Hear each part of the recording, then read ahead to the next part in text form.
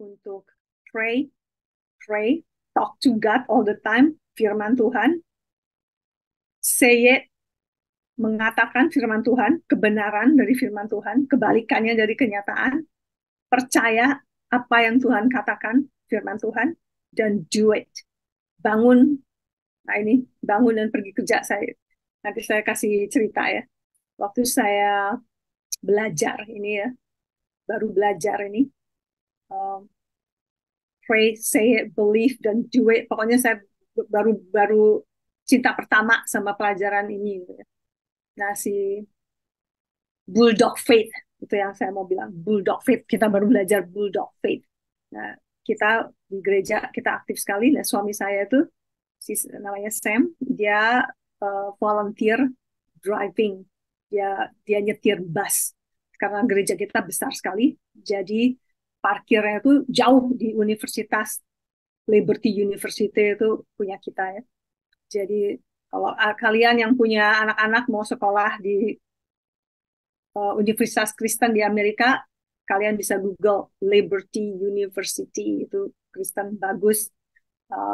Saya involve di sana banyak. Nah, jadi si Sam ini dia saben bulan dia kebagian drive big bus gitu ya, kayak bus gede. Nah, dia bangun pagi-pagi, saya ada di dapur, dia bilang, aduh, kayaknya nggak bisa drive, katanya. Dia bilang nggak bisa nyetir bus. Saya bilang, kenapa? Aduh, pusing sekali, katanya, muter-muter. Nah, saya baru baru belajar nih, baru belajar Bulldog Faith. Nah, jadi saya nggak mau mengiyakan kan, saya nggak mau setuju sama dia. Terus saya bilang, kamu pergi drive. Dia bilang, wah bahaya, katanya, drive kayak begini bahaya. Saya bilang, kamu pergi drive, karena ini untuk pelayanan, jangan sampai kalah sama si iblis ini, serangan. Aku bilang, ini serangan. Uh, terus aku apa? Saya get ready, saya siap-siap untuk berangkat. Dia mulai sikat gigi apa segala gitu. Terus dia pakaian, dia ini apa namanya? Kita turun ke garasi. Dia masih pusing, dia masih pegangan, jalan pegangan karena katanya muter-muter. Dia bilang, oke, sedang saya yang drive. Jadi saya ke gereja, dia duduk sebelah saya, tutup mata terus ke gereja. Dia tutup mata kira-kira 10 menit. Nah, biasanya dia drop saya di gereja, dia pergi ke tempat bus, parkir mobil di tempat bus. Nah, ini sekarang saya yang ngedrop dia. Saya yang drive ke tempat bus supaya dia bisa ambil busnya ini. Dia duduk diam ya, udah sampai di tempat bus dia duduk diam. Saya bilang, kamu mesti keluar drive bus. Dia diam aja, terus dia keluar, dia pelan-pelan keluar. Saya lihat bahwa dia tuh masih leng-lengan ya, sih ini kelihatan gitu. Orang dunia bilang itu goblok, itu nggak bijaksana, itu nggak benar. Tapi saya yakin waktu itu bulldog faith, karena saya mau lagi berkelahi nih, lagi fight sama si setan, aku nggak mau kalah gitu ya. Kita sembahyang, saya kerjakan, saya bilang dalam nama Yesus, bilur-bilurnya sembuh. Itu waktu di dapur sebelum berangkat dari rumah, dan saya bilang kita believe it, saya bulldog faith and do it. Kalau dia tidur lagi, berarti ya kalah ya. Kalau dia maunya dia tidur lagi. Terus saya drop, dia keluar itu, saya nggak mau ngelihat dia lagi, saya pergi, saya tinggalin, pokoknya saya tinggalin, masa bodoh. Jadi saya udah ke gereja, dia repot, saya di gereja repot, jadi udah nggak mikirin si Sam lagi, nggak tahu deh gimana. Kira-kira 30 menit gitu, saya lagi check in apa segala, saya ngelihat ke jendela, dia lagi drive si bus, dia lagi jadi udah nggak apa-apa. Nah, waktu kita udah selesai, saya tanya, gimana kamu? Ya, katanya waktu naik dia duduk di bus, dia coba duduk di bus di tempat driver itu, dia bilang kepala masih pusingnya bukan main. Dia bingung, katanya apa dia mesti diam aja di bus, pusing, takut takut membahayakan, atau saya tetap drive gitu. Nah, itu ya, kalau kita kita percaya ya, itu Holy Spirit itu bicara ya, Roh Kudus bicara gitu. Dia bilang nggak tahu, kayaknya pokoknya saya mesti starter nih si apa mesin. Dia bilang begitu dia masukin kunci, dia starter, pusingnya hilang. Dia bilang pusingnya kok nggak apa-apa, katanya. Jadi dia drive, so no problem. Nah itu dia ya, again 2 minggu lalu saya bilang Tuhan tuh nggak pernah telat, tapi selalu nunggu detik terakhir. Detik terakhir itu terjadinya tuh detik terakhir. Nah itu Tuhan mau apa ya misalnya saya, siapa yang uh, tahan sampai akhir akan selamat. Itu iman kita juga sampai detik terakhir. Uh, Kalau dia tidur di rumah apa dia salah? No, dia nggak salah. Kalau dia mau tidur pusing kepala nggak salah. Tapi ya ya kita ya udah jadi normal lah. Kayak ini ya, um, kayak orang dunia aja pusing ya tidur di rumah gitu. Tapi ini pray, say it, believe and do it. Do what you believe. Apa yang kamu percaya itu yang kita buat ya. Bagi Tuhan pusing, kanker, COVID, pilek sama aja. Tuhan Yesus menyembuhkan bukan tergantung penyakitnya, bukan tergantung jenis penyakitnya, tapi tergantung iman kita gitu. Nah, dalam hal ini kita kuat sekali karena kita baru belajar bulldog faith gitu. Tapi kalian jangan buat kalau belum punya bulldog faith dan kalian akan tabrakan. Nah, itu dia. Uh, kita mesti ada discernment ya, mesti dengar suara Tuhan, mesti mengenal suara Tuhan, mesti mengenal Roh Kudus, dan kita mesti tahu iman kita itu di mana. Banyak sekali orang yang kelihatannya beriman, dia bilang percaya beriman, tapi no. Saya bilang itu, saya bisa tahu dari orang cara ngomong mereka, apa yang keluar kata-kata dari mulut mereka, kita bisa tahu bahwa itu dia iman atau enggak, ya kan? Nah ini ya, iman itu penting sekali ya. Kita bisa baca di sini. Matius 15 ayat 28. Maka Yesus menjawab dan berkata kepadanya, "Hai ibu, besar imanmu. Maka jadilah kepadamu seperti yang kau kehendaki." Dan seketika itu juga anaknya sembuh. Markus 10 ayat 52. Lalu kata Yesus kepadanya, "Pergilah, imanmu telah menyelamatkan engkau." Pada saat itu juga melihatlah ia. Lalu ia mengikuti Yesus dalam perjalanannya. Demikian. Nah, dari sini kalian bisa lihat ya, bahwa imanmu, Tuhan bilang imanmu telah menyelamatkan imanmu. Seketika itu juga dia sembuhkan. Jadi Tuhan Yesus menyembuhkan semua orang sakit yang percaya, yang punya iman. Ini saya kasih ini ya, ini ayat-ayat untuk kalian bisa di apa namanya screenshot kalau kalau mau, karena ini ayat-ayat yang bagus. Ini Tuhan bilang semuanya, ya kan, semuanya. Banyak orang yang mengikuti Yesus dan dia menyembuhkan mereka semuanya. Uh, aku bilang semuanya yang punya iman. Itu yang aku tambahkan di situ ya. Bukan cuman orang yang minta terus totalnya sembuh, harus punya iman pokoknya. Sudah berbuat gitu ya. Menjamah itu kan berarti dia percaya gitu ya, dia jamah gitu tuh. Waktu ada perempuan yang pendarahan, ingat ya, yang pendarahan, dia dia keluar dia jamah baju baju Tuhan. Nah, itu uh, dan Tuhan Yesus tidak bisa menyembuhkan kalau orangnya kurang percaya. Matius 13:58 itu orangnya yang kurang percaya dia nggak bisa sembuhkan. Tuhan nggak bisa sembuhkan orang yang tidak kurang percaya. Ini ayatnya ya, Matius 13:58 kan, karena ketidakpercayaan mereka tidak banyak mujizat diadakan di situ. Dan Tuhan waktu itu kalau kalian baca itu Matius, dia frustasi, Tuhan frustasi. Dia bilang kenapa orang ini kok nggak percaya gitu, jadi dia nggak bisa mengadakan mujizat. Ya. Terus kalian bisa bisa apa, memperdalam PR ya, Matius 17, 14, 21, itu bagus untuk dibahas buat kalian, untuk kalian. Jadi kesimpulannya apa? Kita kontrol iman kita dengan selalu katup jiwa kita terbuka ya. Jadi kita beriman terus ke firman Tuhan.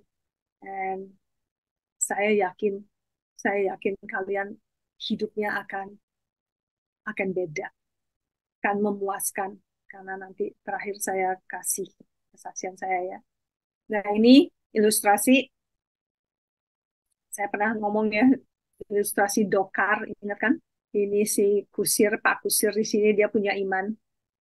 Jadi dia lihat iman rohani, dia tahu ini spirit dia bisa sembuh, bisa mencukupi, bisa sukses, kemenangan segala macam. Nah ini si keretanya ada di sini, tapi si kusir yang ini orangnya dia ragu-ragu juga, dia lihat cermin jasmani, dia pikir dia sakit, dia pikir dia ini, jadi si kekuatannya kuda yang depan sama yang kuda yang belakang tuh sama kekuatannya. Jadi si kereta nggak kemana-mana kan, nggak jalan-jalan, nggak ke sana, nggak ke sini, karena dia percaya dua-duanya gitu. Nah sekarang persoalan suara Allahnya, situasi-situasinya, doa-doa kita sama aja, kayak nggak dijawab, di situ doa terus, doa terus, doa terus, tapi nggak kejawab-jawab katanya, karena dah itulah ada di mana Yakobus 16 ini saya tulis tuh 1:68, hendaklah ia memintanya dalam iman dan sama sekali tidak bimbang. Nah ini dia bimbang, dia punya iman tapi dia bimbang kayak Petrus, dia punya iman, dia keluar dari kapal, dia jalan di air tapi dia bimbang, dia jatuh padahal dia punya iman tapi dia bimbang, dia lihat situasi dia bimbang. Nah itu contohnya satu yang hanya saya uh, nyanyi itu ya, I choose to worship. Itu jadi kita yang pilih, kita yang milih kehidupan kita, tergantung dari apa yang kita pilih. Untuk mempunyai iman 100% supaya si kuda ini jalan terus, susahnya bukan main. Karena itulah orang-orang di sekitar kita, makanya Tuhan juga bilang jangan fellowship sama orang-orang yang tidak beriman. Karena mempengaruhi iman kita. Karena kita percaya orang ini bilang, wah itu nah, kamu bakal mati, kamu mesti ke dokter, kamu mesti gini. Kitanya jadi pressure, jadi ngikut karena lebih gampang dibuat daripada iman. Iman itu nggak kelihatan kan, percaya apa yang kita tidak kelihatan. Itu susah, cuma nge-vision, itu susah sekali. Nah, tapi bisa terjadi, bisa. Uh, saya 100% yakin. Nanti saya cerita terakhir ya. Nah itu uh, kalian ngerti kan di sini ya. Kita maunya kalau kalau spirit kita kuda yang depan ini kita ragu-ragunya makin lemah karena firman Tuhan, kudanya makin jalan ke depan, ke depan, ke depan, ke depan, ke depan. Lama-lama dia pergi, lama-lama terjadi gitu kan. Jadi keraguannya hilang, menjadi begini hasilnya, hasilnya menjadi Zoe life, hasilnya jadi damai, kasih, kontrol diri, kecukupan, sabar, sehat, sejahtera, sukacita. Itu yang kita mau sebagai orang Kristen, ya kan? Nah itu saya tulis ayat di situ ya. Sebab semua yang lahir dari Allah mengalahkan dunia. Nah, kalian percaya itu enggak? Dan inilah kemenangannya mengalahkan dunia, iman kita. Iman kita bukan iman orang lain. Karena ini kebiasaan ya.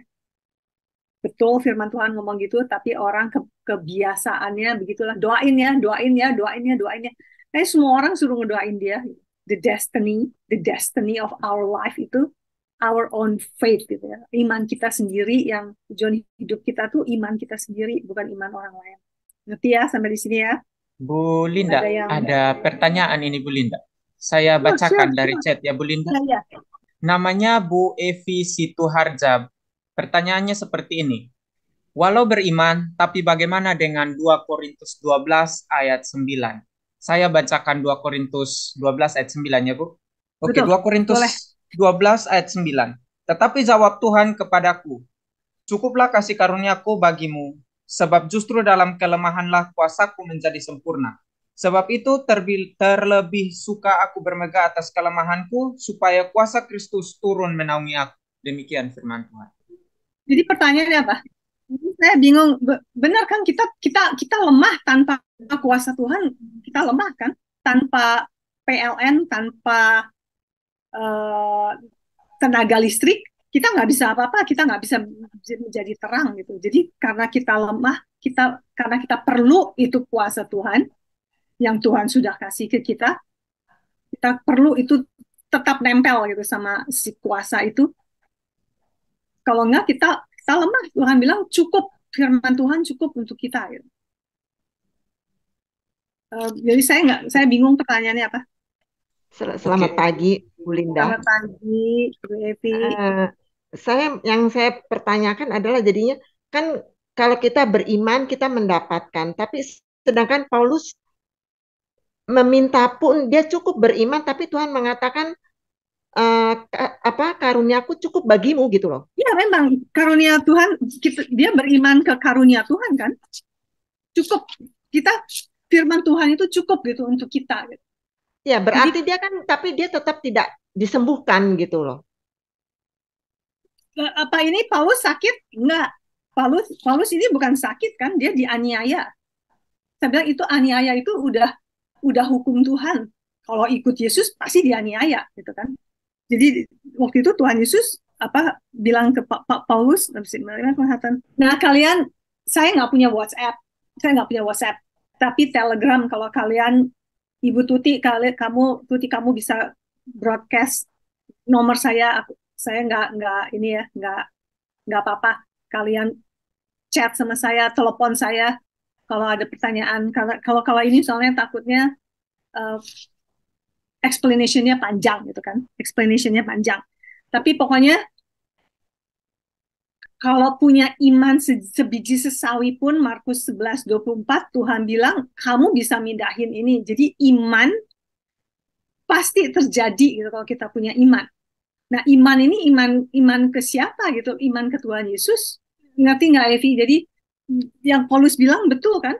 Tuhan Yesus bilang kamu nggak perlu apa-apa lagi dalam kelemahan kamu akan kuat kalau kamu punya iman di firman saya gitu. Itu kalau nggak salah ada 1 Korintus 10:13, ingat nggak? Itu 1 Korintus 10:13 tuh, itu juga banyak sekali, saya baru ngerti itu juga. Jadi ya, pencobaan-pencobaan yang kamu alami ialah pencobaan-pencobaan biasa yang tidak melebihi kekuatan manusia, sebab Allah setia dan karena itu ia tidak akan membiarkan kamu dicobai melampaui kekuatanmu. Pada waktu kamu dicobai, ia akan memberikan kepadamu jalan keluar sehingga kamu dapat menanggungnya. Nah, kalian kalau baca ini, interpretasi kalian apa? Dulu saya pikir, oh Tuhan akan membuka jalan. Jadi kalau uh, orang apa sakit disembuh, orang nggak punya duit, totonya ada orang datang, atau totonya makanan jatuh dari atas, pokoknya ada jalan keluar, gitu. Ada jalan keluarnya. Gitu. Nah, pengertian saya sekarang jalan keluar itu firman Tuhan. Kita harus tahu firman Tuhan. Itu jalan keluarnya, Tuhan sudah kasih semua jalan keluarnya. Kalau kita nggak tahu firman Tuhan, ya kita kalah. Firman Tuhan itu paling penting gitu. Makanya kita jangan belajar firman Tuhan cuma PA atau cuma ke gereja. Seterusnya gitu ya. Itu yang Tuhan bilang, makanya itu kita nggak bisa lepas dari uh, vine. Itu vine. Apa sih bahasa Indonesia-nya? Vine, pohon itu. Kita ranting-rantingnya mesti nempel terus gitu. Kalau nggak kita mati. Ivi, saya nggak tahu ngejawab nggak pertanyaan kamu, tapi kamu kontak saya deh. Tanya tanya Tuti ya, nomor saya ya. Tapi kamu harus ini, kalian mesti punya Telegram kalau mau kontak sama saya. Telegram. Jadi kak, kalian Oke, oke. Kan tapi kapanpun. Paulusnya bilang gitu tentang hal ini. Aku sudah 3 kali berseru kepada Tuhan supaya utusan iblis itu undur daripadaku. Tuhan nggak bisa ngundurin iblis. Kita yang mesti ngundurin iblis. Nah itu dia kayak ini ya. Ini juga salah satu contoh ya. Paulus tuh aku tuh nggak percaya minta-minta gitu, nggak ngemis gitu ke Tuhan. Kalau kita doa, kita dengan yakin gitu, doa karena kita tahu Tuhan buat gitu. uh, Boleh, tentu boleh minta, masa nggak boleh, orang kita belum ada gitu kan, kita minta 1 kali, ada nggak?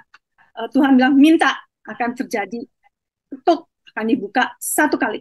Tuhan nggak bilang mintalah, malah Tuhan bilang jangan minta-minta kayak orang Farisi, doanya sama minta-minta terus kayak saya nggak dengar gitu kan. Tuhan bilang sebelum kamu minta juga saya udah tahu katanya keperluan kamu apa. Tahu dong. Ini sebelum Paulus minta juga Tuhan udah tahu Paulus perlunya apa. Si Paulus tuh minta apa sih ini? Di rescue gitu kan maksudnya. Jadi tapi itu nggak terjadi. Diselamatkan. Ya, diselamatkan dari penganiayaan. Tapi Tuhan bilang is okay. Tuhan kalau dia tetap dalam Tuhan, Tuhan akan kuat, kita akan kuat, gitu. Kita akan kuat.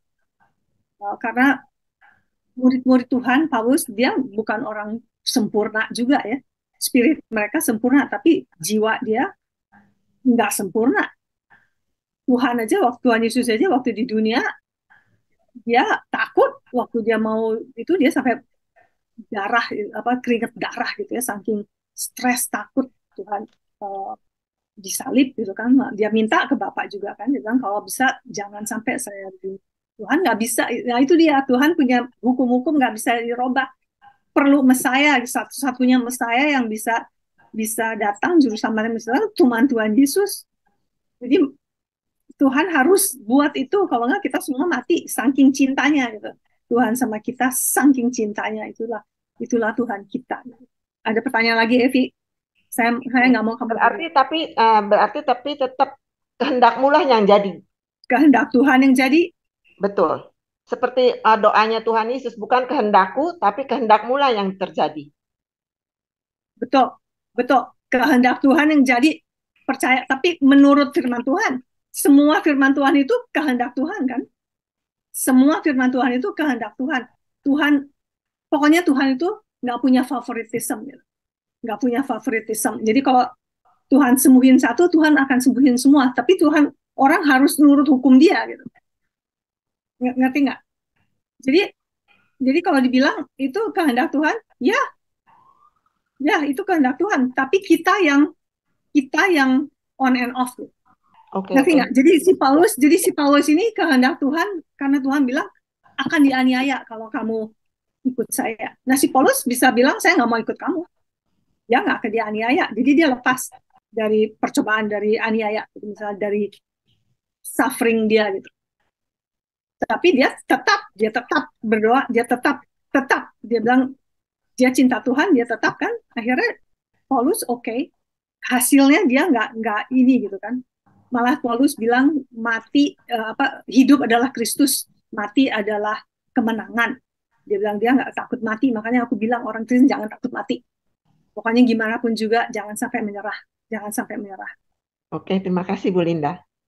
Ya, kalau masih ada pertanyaan Evi, saya betul-betul makanya saya senang ya interaksi begini, karena dulu saya sampai bertahun-tahun struggling gitu ya, struggling. Pokoknya saya banyak pertanyaan, saya bingung, saya cari jawabnya gitu, cari ke sini ke situ. Rasanya yang ini nggak benar, yang ini nggak benar. Nggak, ini sampai saya belajarnya spirit, soul, and body gitu ya. Ini juga mungkin Paulus ini mungkin kita nggak tahu dia minta spirit, soul, and body, jiwa dia yang distress gitu mungkin, atau badan dia yang distress. Jadi kita harus baca keseluruhannya ya. Kita bisa buat itu Evi. Kamu kalau ini ada Telegram gitu di ini kamu, di telepon kamu kontak saya, nanti kita buat gitu. Saya sering PA one on one gitu, lebih mendalam jadinya. Jadi tanya dulu, saya juga gitu. Kalau enggak jadi bingung dan jadi interpretasinya jadi bingung gitu. Kalau ini apa yang Tuhan buat itu terjadi, pasti terjadi gitu. Menurut kehendakmu, ya menurut kehendakmu. Apa mu itu? Yohanes 1:1, mu itu firman Tuhan, menurut firman Tuhan. Nah, jadi kita harus tahu apa yang firman Tuhan bilang. Gitu. Lihat gitu. Terus ini yang Paulus, ini mesti ada firman lain yang menjawab gitu. Jadi nggak ada contradictory gitu ya. Di firman Tuhan tuh nggak ada yang berlawanan, kelihatannya berlawanan.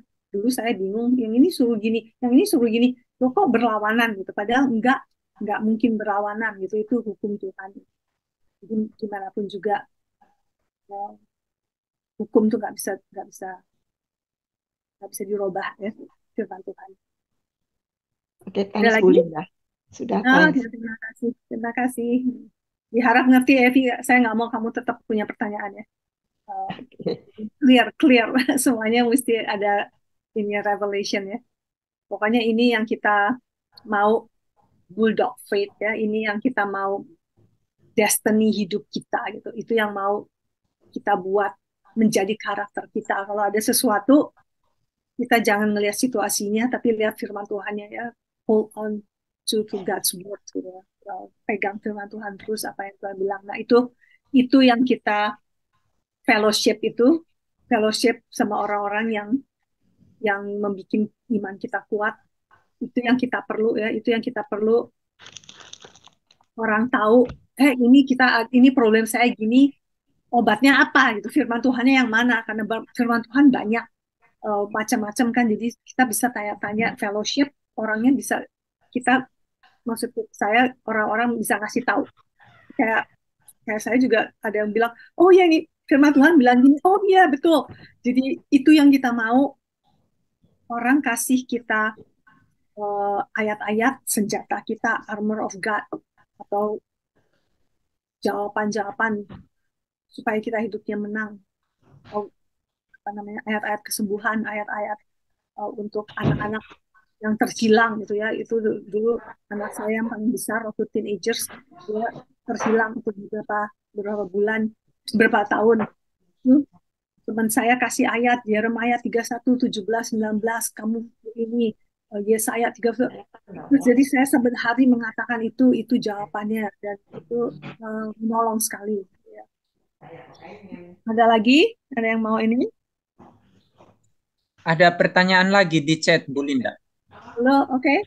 Oke, pertanyaan dari Bu Tania.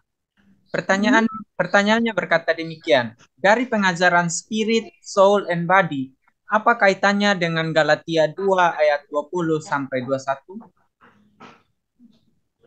Galatia 20 ayat 21 itu kan, hidupku bukan aku lagi, tetapi Yes. Kristus hidup dalamku, betul nggak? Ya, benar. Ya. Galatia 2 ayat 20 sampai 21. Namun aku hidup, tetapi bukan lagi aku sendiri yang hidup, melainkan Kristus yang hidup di dalam aku. Dan hidupku yang kuhidupi sekarang di dalam daging adalah hidup oleh iman dalam anak Allah yang telah mengasihi aku dan menyerahkan dirinya untuk aku. Aku tidak menolak kasih karunia Allah, sebab sekiranya ada kebenaran oleh hukum Taurat, maka sia-sialah kematian Kristus. Demikian firman Tuhan. Kayaknya hidupku bukan aku lagi, akunya tuh aku ya, akunya aku kedagingan ya. Jadi hidupku bukan aku lagi, karena spirit kita yang ingat, yang spiritual and body, saya bilang spirit itu the real us. Jadi kita yang sebetulnya itu spirit kita. Ini kita ngomongin kita yang sudah selamat ya, karena kita PA. Untuk orang dunia spiritnya nggak tahu deh, itu mah bukan Tuhan Yesus. Tapi ya kalau di sini Bang, namun aku hidup tetapi bukan aku lagi, karena spirit kita sudah selamat. Jadi aku sendiri yang hidup, melainkan Kristus yang hidup di dalam kita. Spirit kita dari inside out, ingat nggak? Tadi kan aku bilang dari inside out. Jadi spirit kita yang mestinya seyogyanya sebagai Kristen, spirit kita yang ngedrive kita kan, yang ngedrive kita sebetulnya. Kalau jiwa kita ngikutin si spirit, kalau katupnya terbuka, jadi bukan kita lagi, tapi bukan kita yang tubuh kita, gitu. Jadi kedagingan kita. Tapi Tuhan Yesus, jadi firman Tuhan yang hidup di kita, gitu. Kalau kita semuanya ikut firman Tuhan, kebayang nggak hidup kita ini enaknya? Kebayang nggak coba kalau kita bisa ngikutin firman Tuhan 100%, kebayang nggak gitu hidup kita itu betul-betul bukan kita lagi, itu firman Tuhan, Kristus dalam kita yang hidup kita, jadi semuanya hidup terang, Matius 5:16 ya kan, supaya Tuhan bilang kita supaya menjadi light of the world gitu, supaya semua orang ngelihat kita, melihat kupu-kupu kita, dan menyembah Allah Bapa di surga. Itu Matius 5:16, saya nggak tahu bahasa Indonesianya apa, tapi itu yang aku hafalin juga. Kejawab nggak pertanyaannya? Apa Tania? Jadi itu spiritual and body, saya mah ini sekali deh, pokoknya nolong sekali gitu. Waktu baca Alkitab kita mikir ini Tuhan ngomong spirit, tentang jiwa atau tentang tubuh kita gitu. Nah itu nolong saya sekali gitu. Buat saya nolong sekali. Oke, sekarang saya mau ini ya, cerita nih ya. Saya mau kesaksian hidup. Mertua saya dan anak saya tuh tinggalnya di sebelah barat Amerika, saya di timur Amerika, jadi jauh Jadi kalau ke sana mesti terbang, kalau drive 3 hari, kalau terbang 1 hari ke sana. Jadi jauh. Nah, em, jadi kita nih saran-saran gitu. Saya sama suami saya saran-saran. Kita kepengen ya pindah ke sana di tengah-tengah gitu. Di tengah-tengah. Jadi 4 jam ke sini sama 4 jam ke sana. Jadi kalau orang tua perlu, kita bisa ke sana. Anak saya baru punya anak, ngelihat cucu dekat gitu. Itu kita cuma saran doang. Jadi kita kepengen gitu, keinginan kita gitu. Nah terus waktu Natalan atau sebulan setahun gitu, saya nengokin anak saya ke mertua, maka anak saya sebelum kita pergi, seminggu sebelum kita pergi, si suami saya itu dapat penghargaan dari kantor dia, uh, good worker gitu ya, pekerja yang baik, dan dia dikasih bonus, dikasih sertifikat apa segala. Terus kita berangkat 1 minggu kemudian, kita seminggu 2 minggu di sana, kita balik. Itu hari Sabtu. Hari Seninnya dia balik kerja, masuk kerja lagi. Jadi PHK. Nah, nggak masuk akal. Saya lagi di rumah, biasanya dia pulang sore-sore, ini lunch time gitu, dia udah pulang. Saya bingung, ngapain kamu pulang? Dia bilang, oh di PHK kan. Nah, kaget kan? First reaction, reaksi pertama tuh selalu kita kedagingan. Benar nggak? Selalu kita, kaget, takut, panik. Nah, itu selalu. Nah, terus jiwa kita mesti ngambil decision, ya kan? Kalau kita tahu firman Tuhan, kita oke gitu. Tapi kalau kita nggak tahu firman Tuhan, kita ketakutan. Nah, pada saat itu tuh kita lagi belajar ini spirit soul and body ini, ya, lagi mulai belajar itu. Jadi waktu dia pulang, saya bilang, oh, jadi kaget juga. Terus dia bilang gini, oh mungkin ini Tuhan, apa, jalan Tuhan, itu tanda dari Tuhan untuk kita pindah ke barat karena itu keinginan kita kan, ini mungkin tanda kita. Saya setuju, saya bilang, oh ya mungkin ini jalan Tuhan, kan, untuk ke sana. Nah kita belajar setiap malam, jadi kita devotion sama-sama, kita worship, kita hafalin ayat-ayat, cari ayat-ayat yang menjawab situasi ini.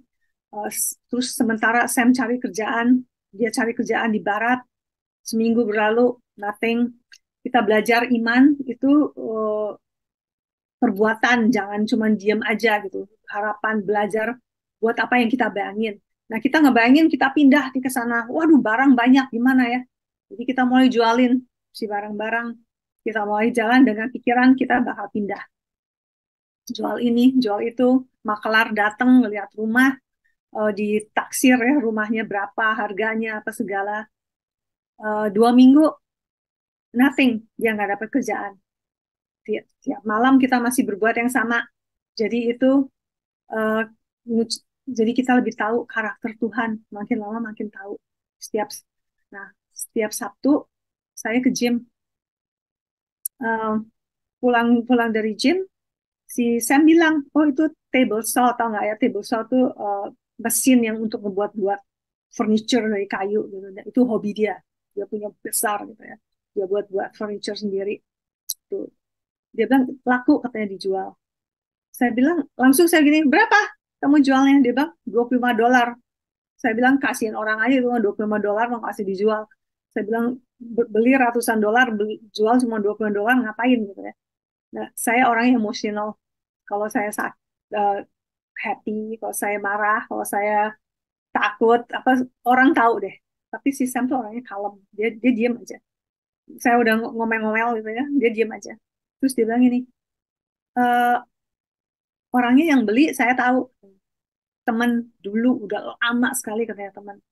Nah, oh iya, oke, saya pikir so what gitu. Terus dia bilang, waktu dia ngebel katanya, dia buka pintu, dua-duanya kaget. Oh, kok kita tahu sama-sama. Lalu si orang ini bilang, kok aneh katanya, kita baru ngomongin kamu katanya. Nah, si Sam bilang, ngomongin saya, iya, dia bilang ini apa namanya, kantor saya tuh cari kontraktor katanya. Dan terus nama kamu saya singgung karena kamu dulu kerjanya di bidang itu katanya. Kamu tertarik nggak? Saya bilang, ya saya tertarik, saya lagi cari-cari kerjaan katanya. Jadi dia bilang, oke, katanya saya, kita mention nama kamu, tapi kita nggak tahu hubungin kamu gimana, karena udah 10 tahun kali orang ini nggak ketemu dia gitu. Ini teman lama, teman coworker gitu ya, yang lama, kolega yang lama. Satu Victory, itu hari Sabtu, hari Rebonya, si Sam udah mulai kerja jadi kontraktor di company itu. Gitu. Victory ya, kemenangan. Nah, terus dia mulai kerja jadi kontraktor. Um, Company yang nge-PHK dia, nelpon dia. Dia bilang, hey Sam, kamu kembali, katanya kita perlu kamu. Si Sam bilang, nggak bisa, saya sudah second kontrak, saya nggak bisa kembali ke sana. Udah selesai.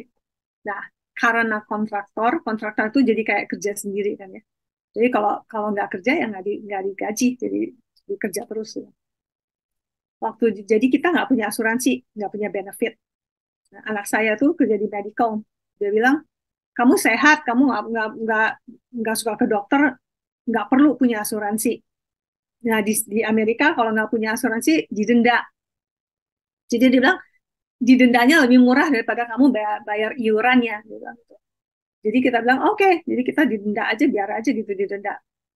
Sementara waktu itu kita nggak punya asuransi, saya syaraf leher kejepit. Jadi saya sakit sekali gitu kan. Jadi apa yang saya buat, dokter tentu kita baru belajar, kita kita belum percaya, bukan nggak percaya kesembuhan, kita pikir kesembuhan itu di tangan Tuhan. Jadi minta-minta kesembuhan, Tuhan sembuhin gitu. Kita nggak tahu bahwa kita punya kuasa untuk mengomong gitu ya, untuk komen si penyakit ini get out gitu ya. Dan saya ke dokter, dokter kasih obat, oke, 2 bulan lagi gitu lagi, makin lama makin sakitnya makin makin gitu. Terus lama-lama tangan saya nggak kerasa, jadi kayak setengah lumpuh gitu ya, karena si syaraf ini kejepit.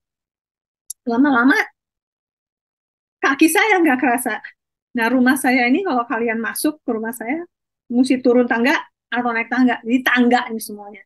Nah, ini si kaki ini sakitnya bukan main. Jadi setengah ngesot. Kalau naik turun naik tangga tuh setengah ngesot.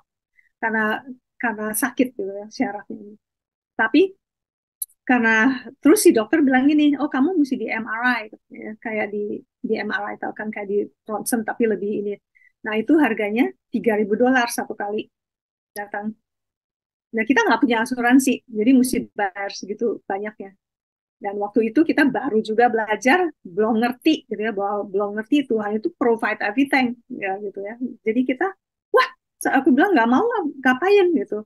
Uh, apa namanya, di MRI nggak mau tuh.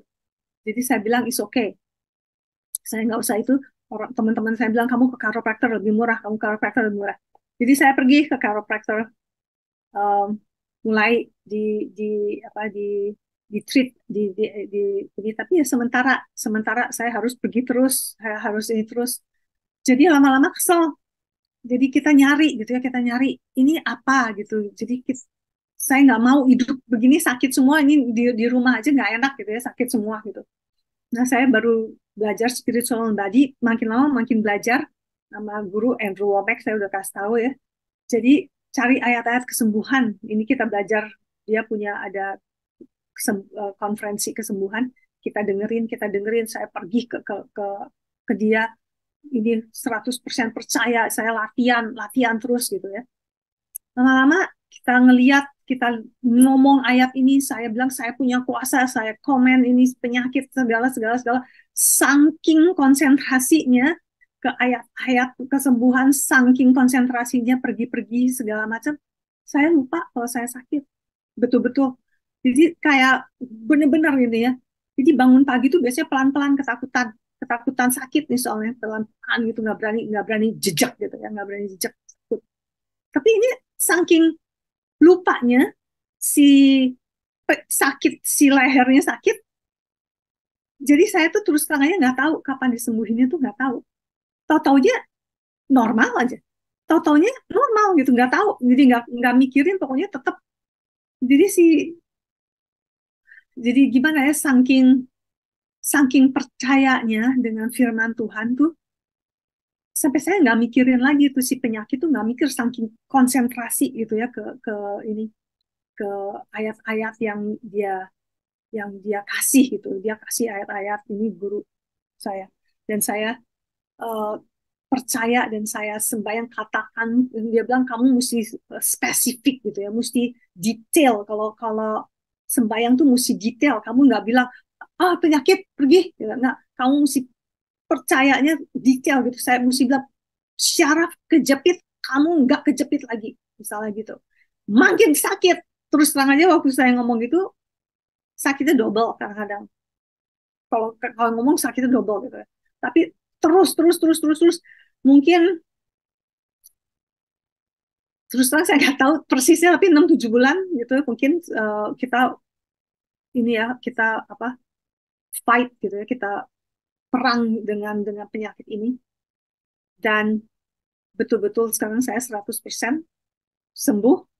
Eh, nggak pernah ke chiropractor lagi. Kalau ke chiropractor saya cuman karena kepengen aja gitu, sebulan sekali atau 3 bulan sekali kayak buat treatment gitu ya. Tapi nggak ada sakit gitu. Nah itu dua victory yang saya tahu gitu ya, yang saya alamin. Jadi itu saya, Yeremia 1:19 itu juga ayat yang saya pegang terus gitu ya, bahwa serangan akan datang gitu, kamu coba serangan tapi akan gagal, karena I'm the Lord gitu ya. Karena I'm the Lord taking care of you. Jadi saya ganti itu, saya firman Tuhan akan uh, taking care saya gitu. Jadi kalau saya nggak tahu firman Tuhan, siapa yang take care saya gitu? Ya Tuhan bisa take care saya melalui. Jadi Tuhan gimana ya? Saya nggak mau kalian mikir Tuhan itu tidak berkuasa. Tuhan itu berkuasa. Tuhan itu PLN. Just ingat ya, tanpa PLN kita nggak punya lampu gitu. Jadi saya nggak berkuasa tanpa hold on ke Tuhan gitu. Jadi Tuhan itu berkuasa tapi dia punya hukum-hukum gitu ya. Nah itu uh, kemenangan kedua. 2 tahun si Sam kerja jadi kontraktor. Si company-nya ini tutup. Jadi seluruh employee termasuk kontraktor dikeluarin di PHK. Jadi ditutup pokoknya si kantor ini. Nah, jadi dia nggak punya kerjaan lagi. Jadi, tapi sekarang karena saya syaraf kejepit, nyari nyari jawaban, nemu jawaban. Sekarang waktu dia dia di PHK yang kedua kali ini, kita malah jadi excited gitu ya. Kita jadi malah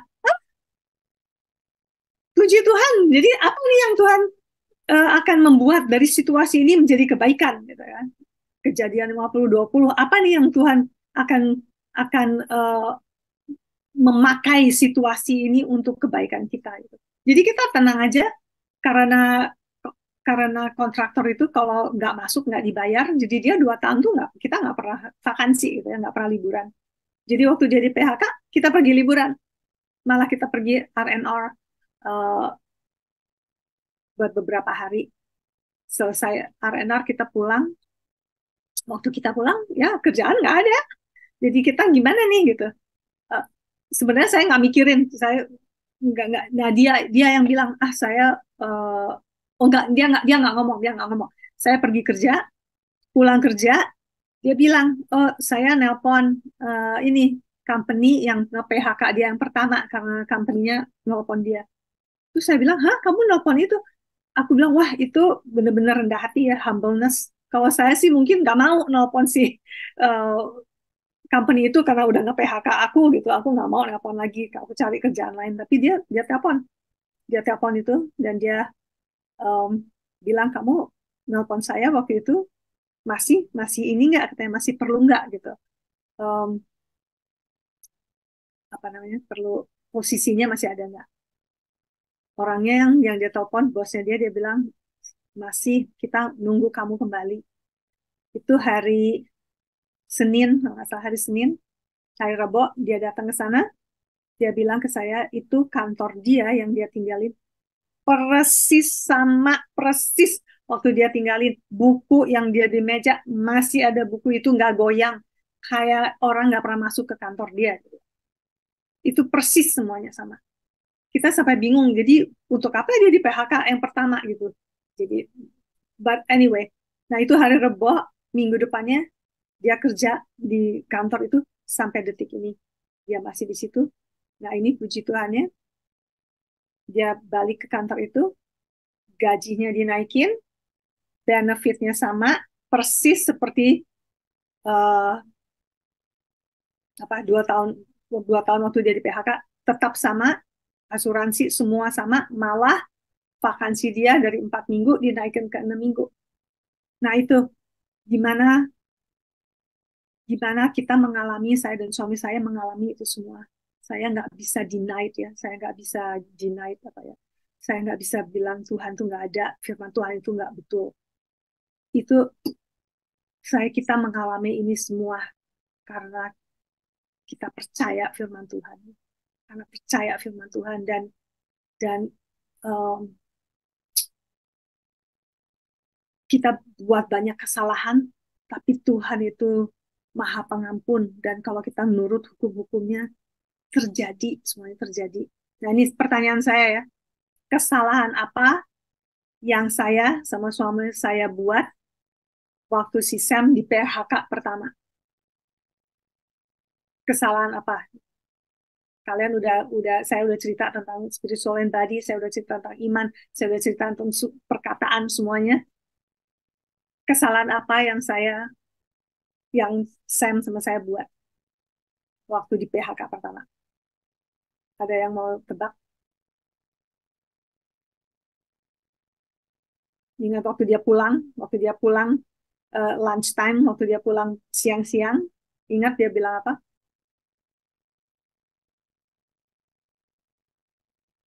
No? Nggak ada yang mau tebak?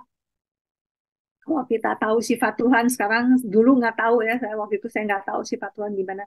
Tapi sekarang saya tahu sifat Tuhan. Saya tahu itu kesalahan besar yang saya katakan. Ya. Ingat dia bilang kan, oh ini kita di PHK karena Tuhan, ini tanda dari Tuhan untuk kita pindah ke Barat. Ingat? Nah sekarang aku tahu itu bukan karakter Tuhan. Apa yang Tuhan buat itu selalu baik. PHK tidak baik, PHK nggak baik, itu bukan dari Tuhan. Jadi itu kesalahan kita ngomong itu PHK dari Tuhan. It's not. Mestinya pada saat itu mungkin kita bilang, oh Tuhan akan uh, kasih kerjaan lebih besar lagi. Mungkin kita nggak tahu gimana, pokoknya Tuhan memakai situasi ini selalu menjadi, kita nggak usah nunggu 3 minggu atau I don't know. Tapi itu yang saya percaya bahwa itu Tuhan, apa yang Tuhan buat itu selalu baik untuk kita. Itu gimana kesetiaan Dia. Jadi sekarang tantangan saya ke kalian, kalau ada situasi apa segala, perkataan kita yang positif, perkataan kita apa yang kita mau lihat di apa yang kita harapkan, apa yang kita mau lihat, visionnya yang kita harapkan, jawaban apa yang kita mau lihat. Dan sekarang kita tahu bahwa Tuhan mau kita di timur. Gitu. Sampai sekarang kita masih di timur, anak saya sama mertua saya masih di barat, dan sekarang saya tahu kenapa kita tidak pindah ke sana. Tuhan nggak tutup jalan kita untuk pindah ke sana. Sekarang saya tahu kenapa saya nggak bisa share di sini sekarang, tapi sekarang kita tahu apa ini ya. So God is good all the time. All the time God is good. God is faithful. God setia kepada janji-janjinya. Kalau nanti kalau ada kesempatan lagi saya cerita tentang covenant, itu pelajaran covenant itu penting sekali, baik sekali gitu. Nah sekarang saya minta Tuti untuk kita nyanyi penutupan Give Thanks ya. Kata Tuti, kalian di Indonesia udah tahu lagu ini. Saya tantang ya lagu ini ya. Nah sekarang saya tantang ya kalian ya, kalau kalian betul-betul nyanyiin lagu ini, betul nggak kalian bilang kalau saya weak, kalau saya lemah, saya kuat. Jadi katakan kebalikannya. Jadi jangan cuma Dulu kalau saya nyanyi, aduh ini lagunya enakan, gitu ya. Kata-katanya nggak diperhatiin sama saya, tapi sekarang setiap nyanyi aku perhatiin gitu, semuanya. Saya perhatiin ada lagu yang saya dulunya seneng, sekarang nggak mau nyanyi lagu itu lagi gitu. Karena ada lagu yang bilang Tuhan kasih berkat, Tuhan ambil lagi. Nggak mungkin, itu bukan sifat Tuhan. Tuhan kasih berkat itu dia nggak akan ambil lagi. Kita bisa ngembaliin, kita yang ngembaliin, tapi Tuhan nggak akan ngambil. Tuhan ambil apa yang nggak baik gitu, karena Tuhan tuh Tuhan yang baik, yang nggak baik bukan dari Tuhan.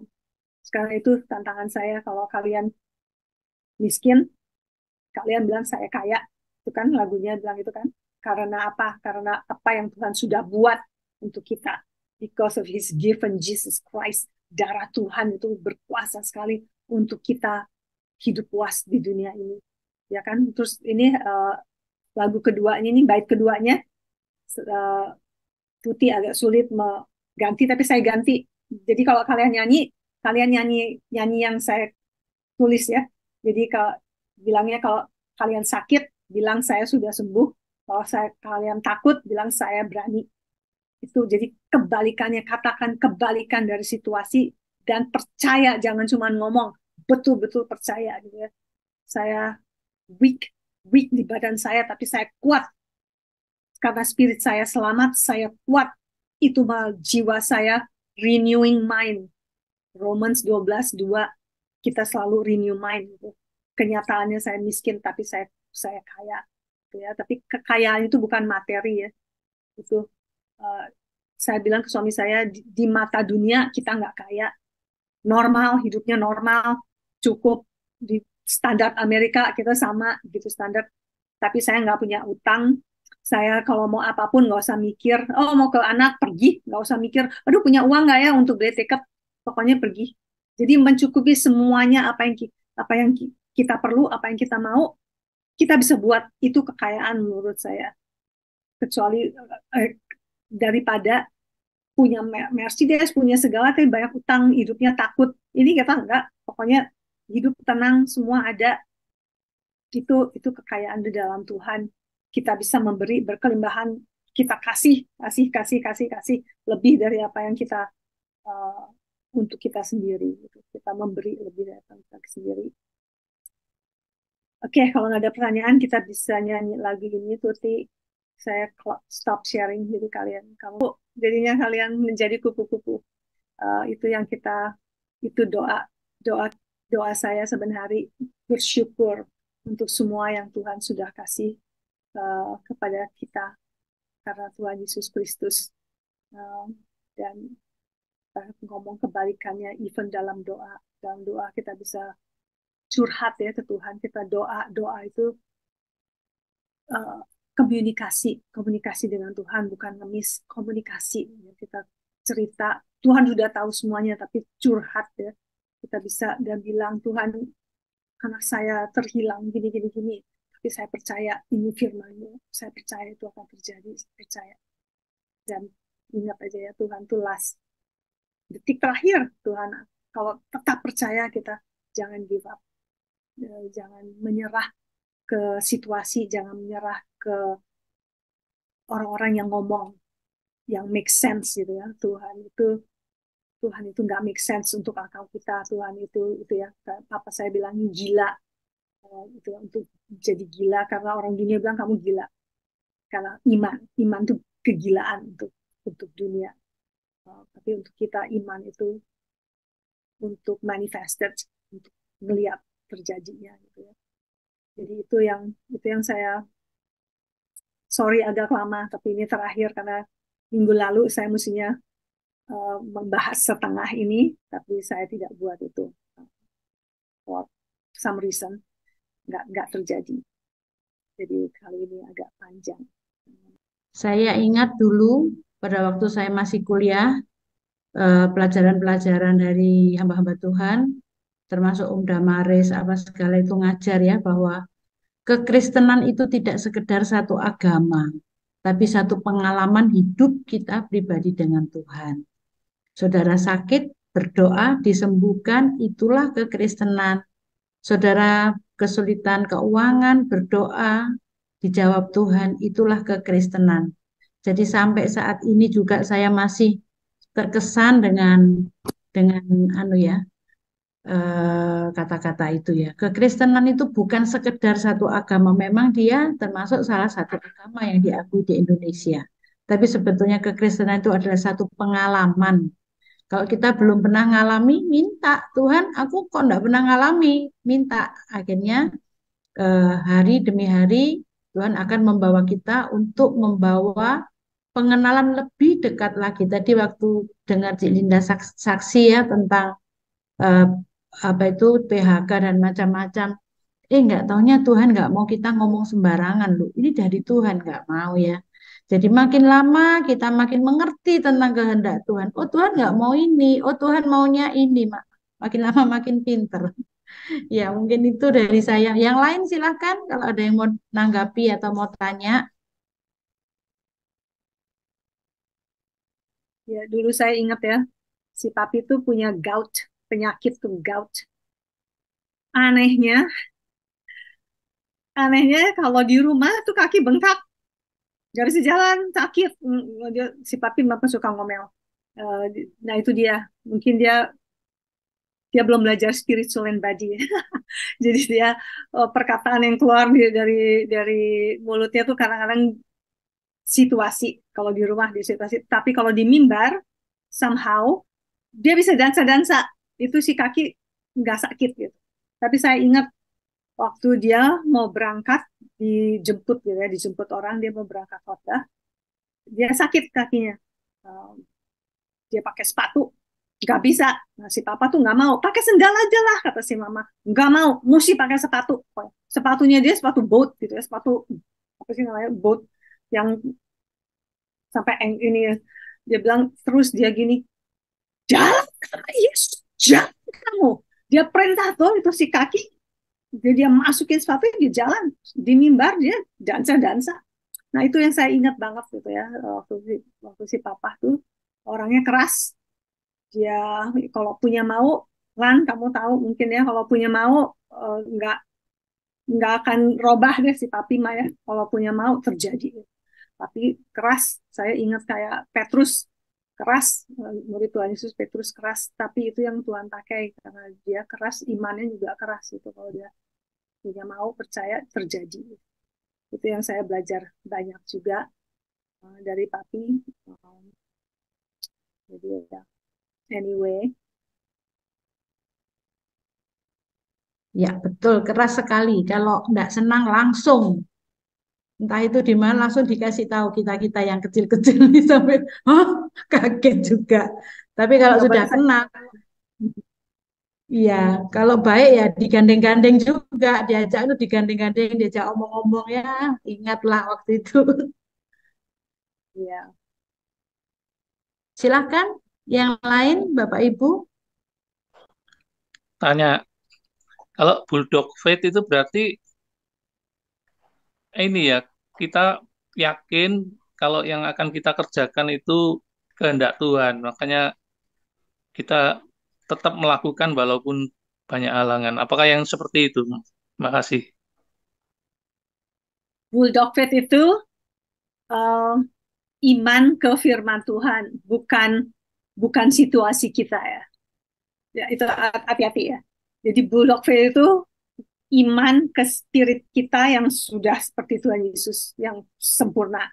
Jadi saya bilang jadi jangan sampai bilang kayak saya mau pindah ke barat. Wah, itu apa namanya? Beriman saya percaya kita mesti ke barat gitu ya. Kita mesti pindah ke barat karena ini suami saya di PHK ini selainnya terus kita ngotot kita pindah. Ada orang yang gitu ya, ya kita nggak tahu imanku nggak belum sampai di sana ya.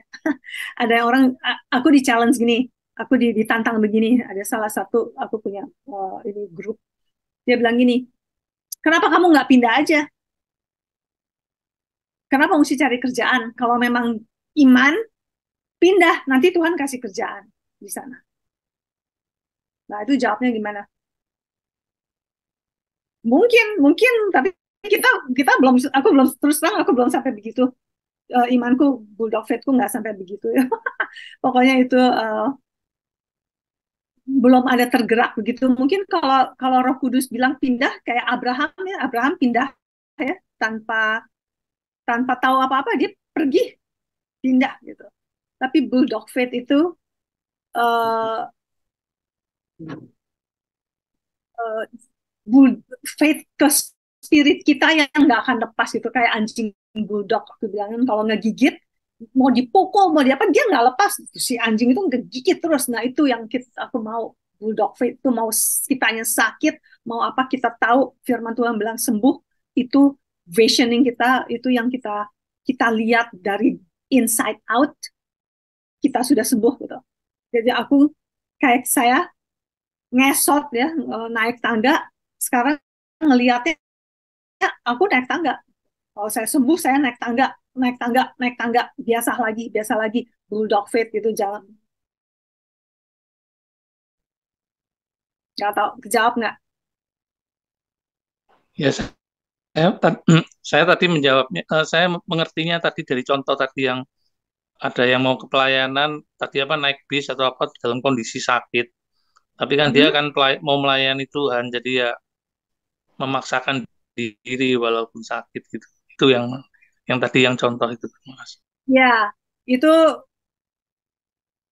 dianya sih suamiku tuh ya dia maunya ya tidur ya kalau bisa tidur dia mau tidur aja gitu.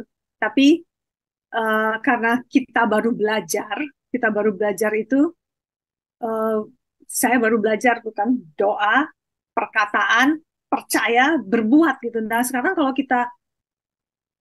kita beriman tapi perbuatannya, nah itu pokoknya iman tuh susah deh. Pokoknya iman tuh susah ya.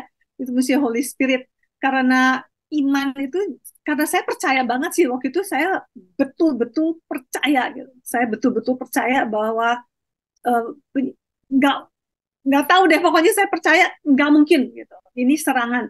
Nah itu ya ada pelajaran aku ada pelajaran saya pelajaran ini kita mesti tahu bahwa itu serangan godaan atau ujian.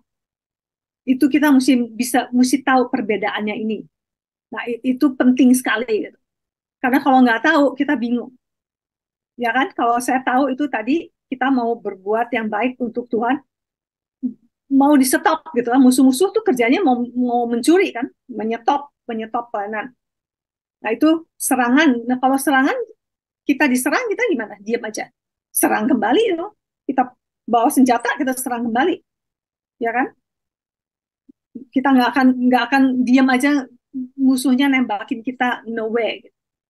Kalau kalau godaan, kalau ada godaan itu kita lari dari godaan kan. Tuhan bilang flee temptation gitu. Lari dari godaan. Itu godaan.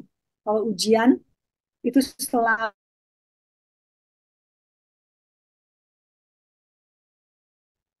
sama Ishak bunuh anak kamu gitu. Itu stupid gitu kan. Masa ya anak dibunuh gitu kan.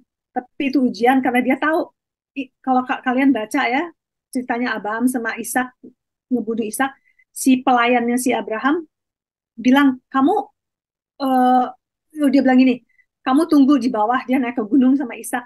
Terus dia bilang apa? Si Abraham bilang apa ke pembantunya dia? Dia bilang kami jadi cuma dua ya dia sama si Ishak berdua naik ke atas dia tahu nih si Ishak bakal dibunuh kan tapi dia bilang kami akan kembali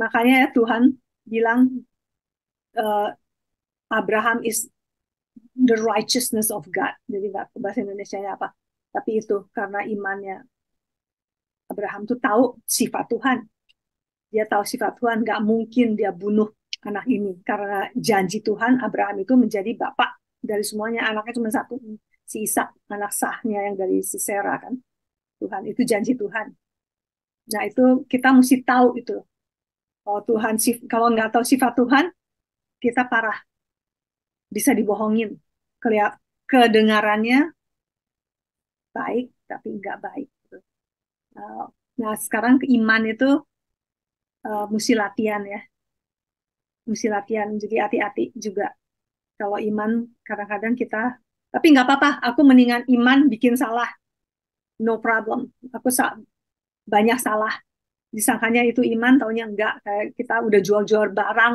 udah mau jual rumah, kayaknya wah beriman, berbuat, taunya enggak jadi. Tapi jalan Tuhan itu ya, Tuhan selalu pakai yang terbaik untuk kita gitu. Selalu ada kedamaian di hati kita. Kita saya banyak sama suami saya banyak berbuat salah karena kita belajar terus kita wah kita seneng excited jadi kita membuat apa yang kita belajar taunya salah. Nah itu jadi kita mesti belajarnya banyak. Nah ini aku cuma dapat 4 minggu jadi cepet jadi cuma dasarnya aja. Jadi kalau kalian mau mendalam Telegram ke aku nanti kita bisa one on one PA lebih mendalam. Kalian pasti enjoy sekarang hidup hidup kita, hidup saya sama suami saya tuh nyaman gitu ya, nyaman. Dan saya nggak takut dianiaya. Saya mati untuk Tuhan, it's fine. Nggak, jangan takut. Terjawab. Menjawab. Terima kasih penjelasannya.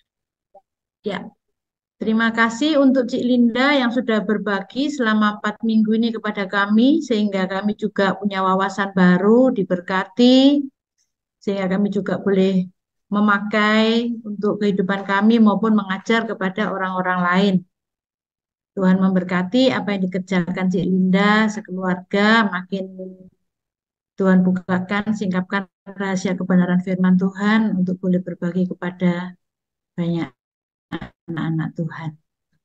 Ya Bapak Ibu semua, kita akhiri pelajaran kita pada hari ini.